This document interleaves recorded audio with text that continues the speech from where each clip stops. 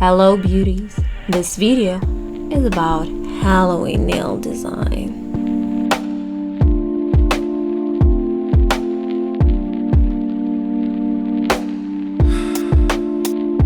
Halloween is one of those holidays that requires a bit of an effort to pull a look together. Not everyone likes to dress up, I get it. But you can at least make your nails more fun. So I was looking for designs that were easy to do for just about anybody, but looked really cool. While searching for ideas, I came across a really cool tutorial for spider nails. However, that video is in Russian, but it's really easy to understand what she's actually doing in that video, and I'll link it down below. I'm certainly not a master of drawing, but I was able to recreate that look. Even though my lines were not that great, it still ended up looking pretty cool. And if I can do it, you can do it too. While looking for designs, I got an inspiration for a whole look. So this video is about cool but easy to do Halloween nails, and the next one is about how I pulled this whole look together and behind the scenes the photo shoot. And please watch the video till the end and you'll see more photos from that photo shoot with one slightly spookier. So this is how my nails look right now. I do tend to abuse them a little bit when I don't like them. I'm kind of ready to take them off, and my middle finger got damaged a bit, but I'm not worried about it too much because I'm going to file them into like a short stiletto, and I also saw it being called Mountain Peak. So first I need to take the volume down on all the nails so I can apply more product on it. Removing all that glitter and dip powder seemed like it took forever. So I'm not gonna bore you with the process because it's basically the same as always. First I removed all the glitter and then shaped the nails. I just ended up filing down quite a bit on all the nails. I had to clip some material off and file more just to take layers off to have a base for the new set. Right now I'm just trying to create something on top of what I already have, but normally I would remove the old material off my nails completely. Then I wiped off the dust and pushed my cuticles back and cleaned the area with a cuticle bit.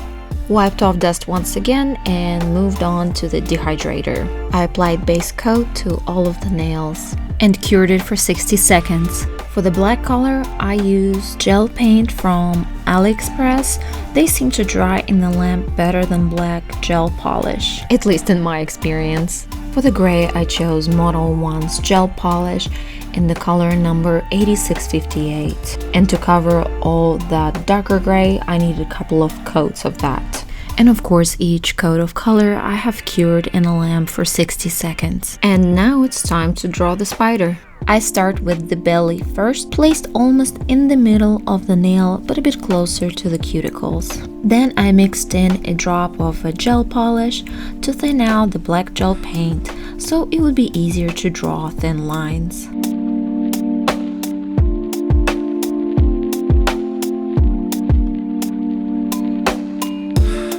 As you can see, my lines are nowhere close to perfect, and it's kind of starting to look messy and not really that good, but I'm gonna keep drawing.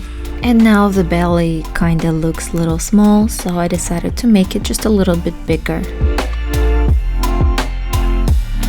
And back to web drawing. If I continue trying to hand paint on nails, I might need to invest in good brushes. Would you like to see me try to paint more? Let me know in the comments below the video. I start painting legs with a gray outline first, and then I go over them with black.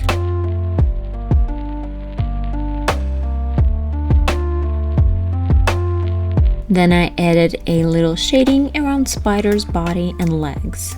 Painting thin white lines make the spider's leg look much better. I also have been curing one painted area at the time, and I had to make the spider's body bigger again. And then I mixed up some reds for the spider belly.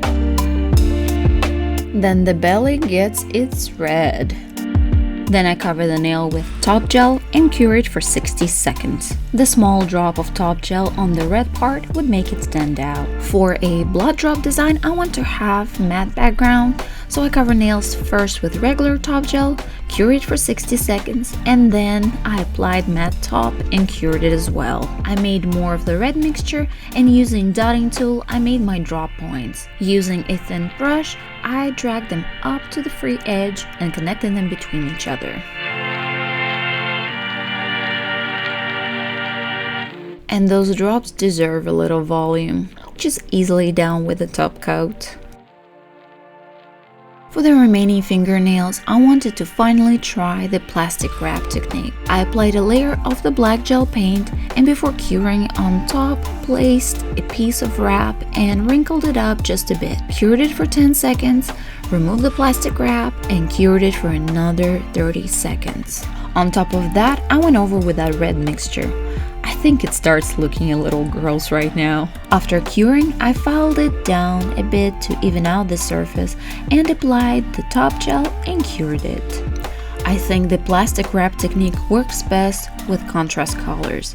As you can see, gray doesn't stand out, but it still looks very interesting. So to me, this design seems pretty easy and doable at any level of skill. I also think it looks pretty awesome.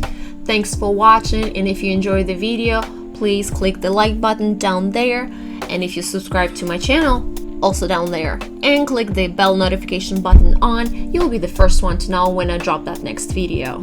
And here's some pictures of the look with a slightly bloody picture in the end. Enjoy!